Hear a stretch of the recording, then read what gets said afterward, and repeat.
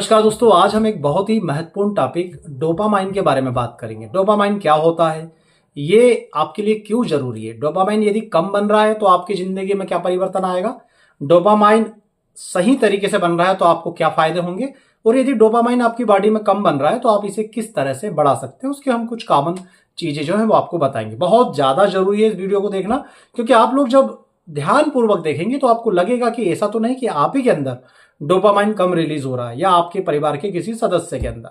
तो देखिए, डोपामाइन तो एक न्यूरोट्रांसमीटर है, इसका उत्पादन ब्रेन के अंदर होता है और हमारी जो गतिविधियां होती है वो भी डोपामाइन के उत्पादन को प्रभावित करती है।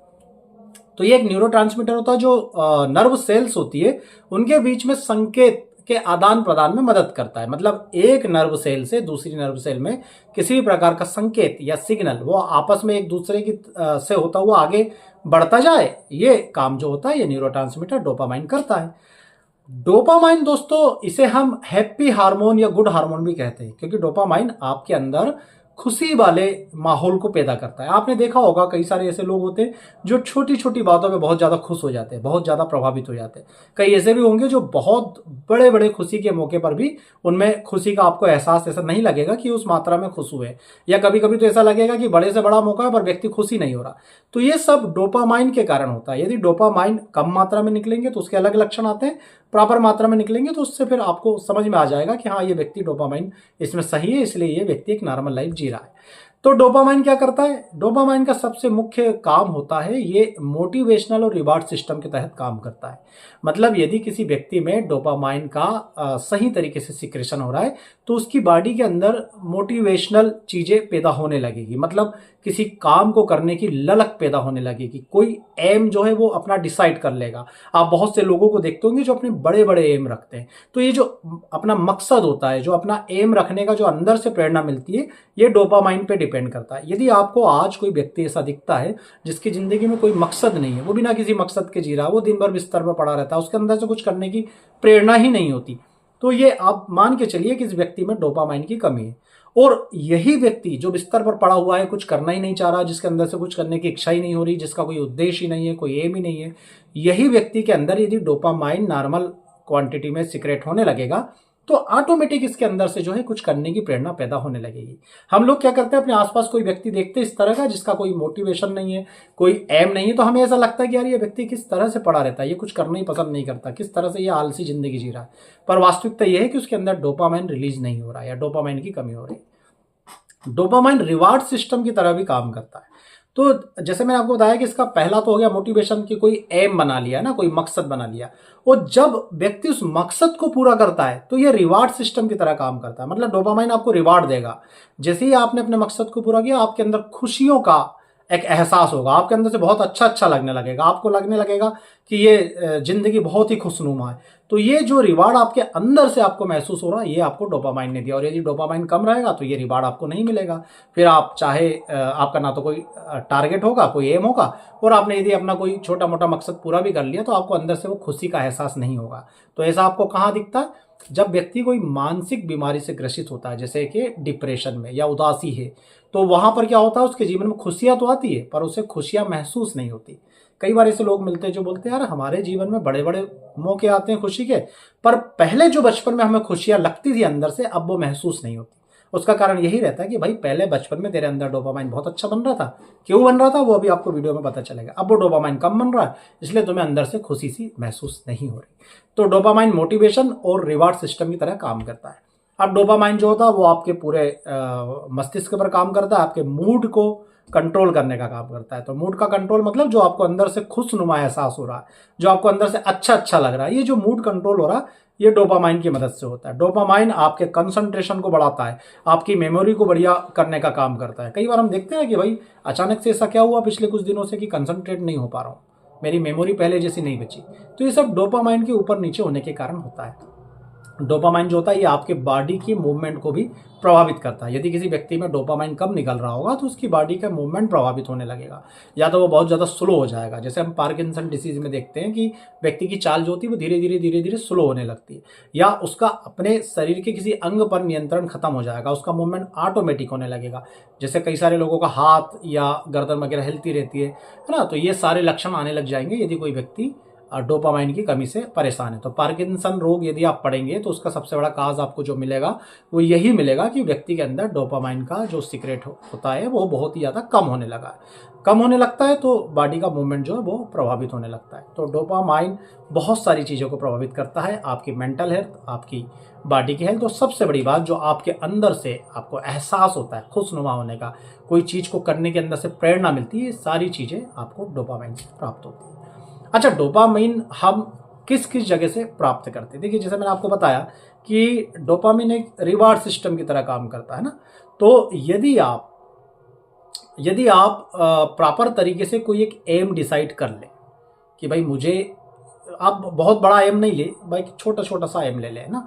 जैसे आप मान लीजिए अभी थोड़ी देर के लिए समझते हैं कि आप सुबह 9 बजे उठते हैं, अब आप एकदम से 5 बजे उठना मत शुरू कीजिए, है ना, क्योंकि आप यदि 5 बजे नहीं उठ पाए तो फिर आपका डोपामाइन बिगड़ेगा, उससे ये संकेत जाएगा कि भाई आप अपने एम को पूरा नहीं कर पा रहे हैं। तो आप यदि 9 बजे उठते हैं तो सुबह 8:30 बजे उठने की कोशिश कीजिए। जैसे ही आप ये टारगेट को अचीव कर लेंगे, आप 2-3 दिन 8:30 बजे उठ गए तो आपके अंदर से डोपामाइन और रिलीज होगा। अब वो आपके एम को और ज़्यादा बढ़ाएगा कि नहीं अब तो 8 बजे उठना है। फिर आपने उस टारगेट को प्राप्त कर लिया और डोपामाइन निकलेगा, वो आपको 7 बजे उठने के लिए प्रेरणा देगा। तो इस तरह से आपका डोपामाइन आपको मोटिवेशन देता है, और उस मोटिवेशन को प्राप्त करने के बाद, आपके एम को पाने के बाद और ज़्यादा डोपामाइन जो है वो निकलता है। तो इस तरह से आप डोपामाइन के एक चक्र को पूरा करते जाएंगे यदि आप छोटे छोटे टारगेट अपने लाइफ में लेकर के उसे पूरा करने की कोशिश करते हैं। तो डोपामिन की कमी से, जैसे मैंने आपको बता दिया कि व्यक्ति में क्या होता है कि पार्किंसन डिसीज जैसे संकेत आने शुरू हो जाते हैं, उसको मेमोरी लॉस हो जाता है, उसको कंसंट्रेशन की समस्या हो जाती है, उसकी जीवन का कोई उद्देश्य नहीं रहता, वो दिन भर बिस्तर पर पड़ा हुआ, दिन भर मोबाइल चला रहा है,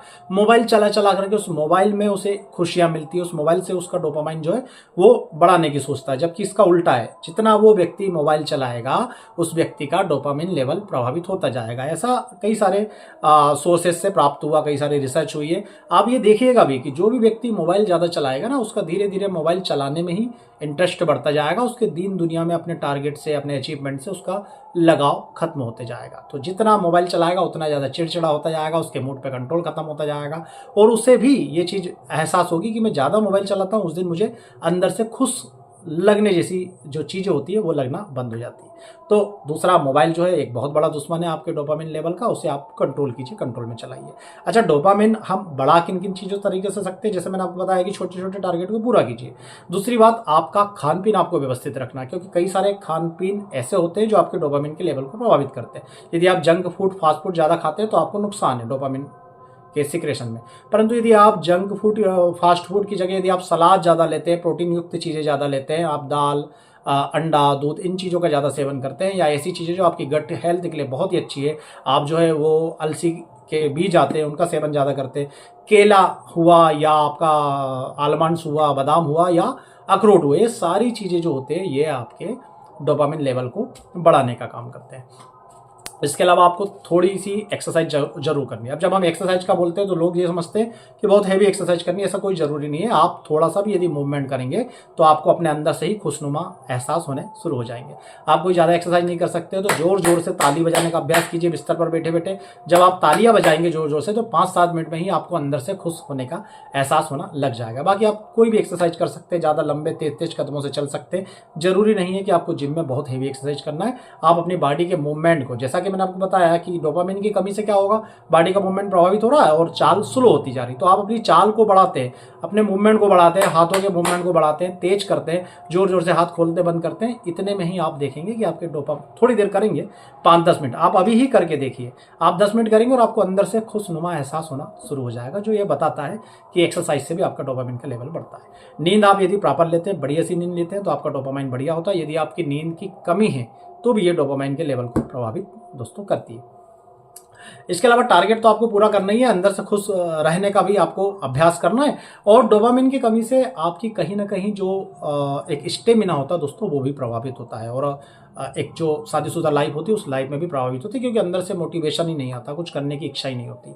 और जब डोपामिन लेवल नॉर्मल आता है तो आप अंदर से ही जो है अपने पार्टनर के साथ अपने दिनों को पूरी तरीके से ज़िंदगी अपनी जी सकती हैं। तो डोपामिन का नॉर्मल होना बहुत ज़रूरी है, आपके मस्तिष्क के स्वास्थ्य के लिए भी और आपके शरीर के स्वास्थ्य के लिए भी। डोपामिन यदि नहीं निकल रहा है तो व्यक्ति जो है वो हालुसिनेशन का, व्यक्ति डेल्यूशन का शिकार होगा, बाइपोलर डिसऑर्डर का शिकार हो जाएगा, और कई तरीके के मानसिक जो है बीमारियां की चपेट में वो व्यक्ति आ सकता है। अब जैसे मैंने आपको बताया कि डोपामिन को रिलीज करने के लिए आपको एक्सरसाइज या टाइम पर सोना जागना या खाने पीने में ध्यान रखना, छोटे छोटे टारगेट पूरा करना, और इसमें सबसे ज्यादा महत्वपूर्ण कि जो आपको करने से अंदर से खुशी पहले प्राप्त होती थी वो चीजों को आप जरूर कीजिए। मान लीजिए आज आप एक एज को पार कर चुके हैं, पर पहले आप देखते थे कि मैं क्रिकेट खेलता था तो मुझे बहुत खुशी मिलती थी।